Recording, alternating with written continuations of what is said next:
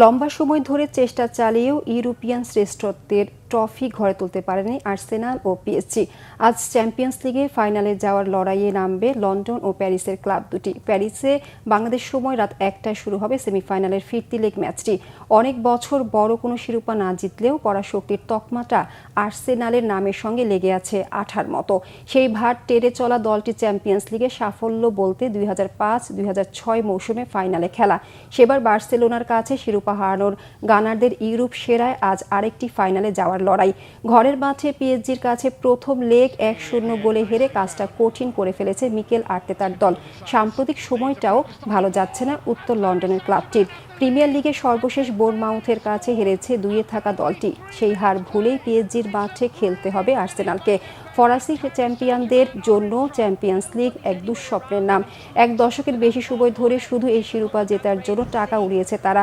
Ibrahimovic, কাভানিদের পর Neymar, Mbappe, মেসিদের দলে ভিড়েও স্বপ্ন পূরণ হয়নি।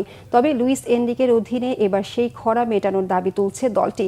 স্প্যানিশ কোচের দুই তুরুপের তাস প্রথম লেগের গোলদাতা উসমান ডেম্বেলে ও নতুন ম্যারাডোনা খ্যাত থিচা কাভারনকেইয়াও আছেন